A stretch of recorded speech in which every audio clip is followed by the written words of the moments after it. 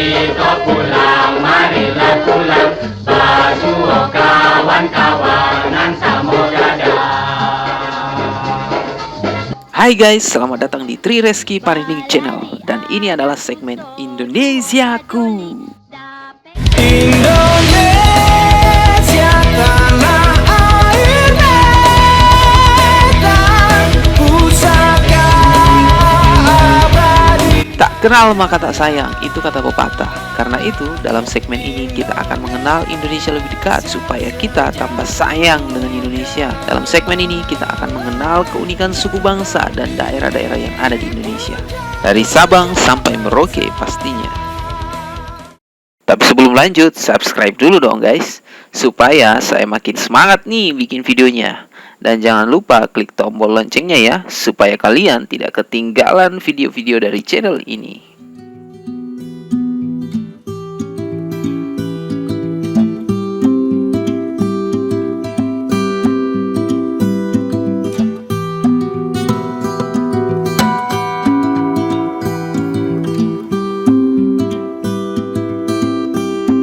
Nama Minangkabau berasal dari dua kata, yaitu Minang dan Kabau.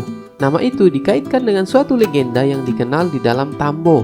Tambo Minangkabau adalah karya sastra sejarah yang merekam kisah-kisah legenda yang berkaitan dengan asal-usul suku bangsa, negeri, tradisi, dan alam Minangkabau.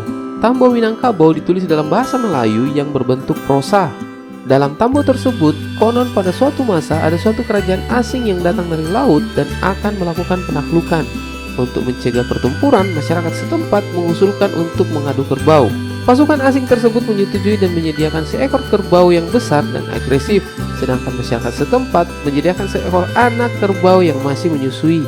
Dalam pertempuran, anak kerbau yang masih menyusui tersebut menyangka kerbau besar tersebut adalah induknya. Maka anak kerbau itu langsung berlari mencari susu dan menanduk hingga mencabik-cabik perut kerbau besar tersebut.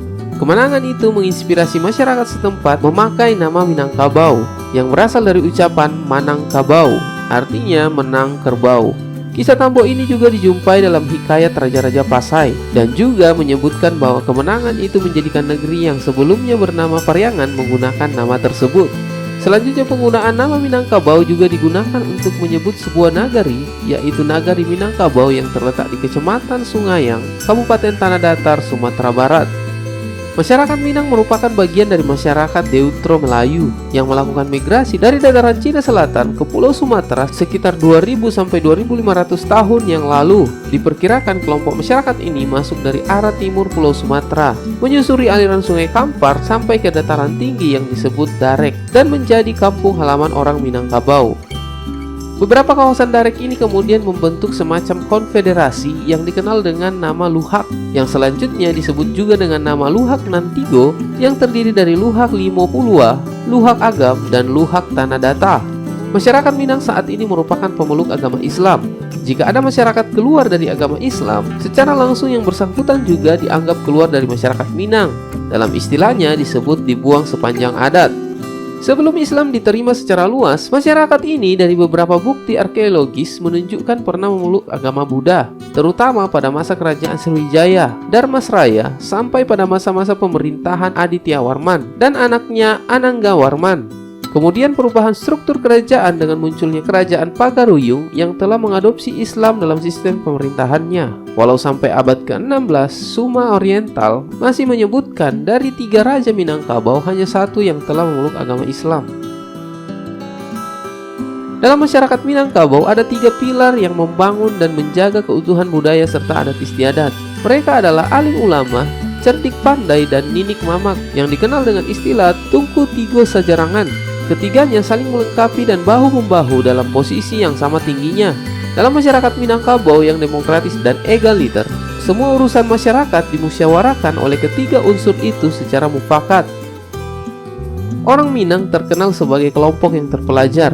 Oleh sebab itu pula, mereka menyebar di seluruh Indonesia, bahkan mancanegara dalam berbagai macam profesi dan keahlian, antara lain sebagai politisi, penulis, ulama, pengajar, jurnalis, dan pedagang. Berdasarkan jumlah populasi yang relatif kecil, yaitu 2,7% dari penduduk Indonesia, Minangkabau merupakan salah satu suku tersukses dengan banyak pencapaian. Majalah Tempo dalam edisi khusus tahun 2000 mencatat bahwa 6 dari 10 tokoh penting Indonesia pada abad ke-20 merupakan orang Minang. 3 dari 4 orang pendiri Republik Indonesia adalah putra-putra Minangkabau. Keberhasilan dan kesuksesan orang Minang banyak diraih ketika berada di perantauan. Sejak dulu mereka telah pergi merantau ke berbagai daerah di Jawa, Sulawesi, Semenanjung Malaysia, Thailand, Brunei, hingga Filipina. Pada periode 1920 sampai 1960, banyak politisi Indonesia berpengaruh lahir dari tanah Minangkabau. Beberapa partai politik Indonesia didirikan oleh politisi Minang. Selain menjabat gubernur Provinsi Sumatera Tengah dan Sumatera Barat, orang Minangkabau juga duduk sebagai gubernur provinsi lain di Indonesia. Penulis Minang banyak mempengaruhi perkembangan bahasa dan sastra Indonesia. Mereka mengembangkan bahasa melalui berbagai macam karya tulis dan keahlian. Selain melalui karya sastra, pengembangan bahasa Indonesia banyak pula dilakukan oleh jurnalis Minang. Di samping menjadi politisi dan penulis, kiprah orang Minang juga cukup menonjol di bidang intelektualisme. Kebiasaan mereka yang suka berpikir dan menelaah telah melahirkan beberapa pakar di dunia kedokteran, humaniora, hukum, dan ekonomi yang kesemuanya memberikan sumbangan yang besar terhadap bangsa Indonesia. Di Indonesia dan Malaysia, selain orang Tionghoa, orang Minang juga terkenal sebagai pengusaha ulung. Banyak pengusaha Minang sukses berbisnis di bidang perdagangan tekstil, rumah makan, perhotelan, pendidikan, keuangan, dan kesehatan.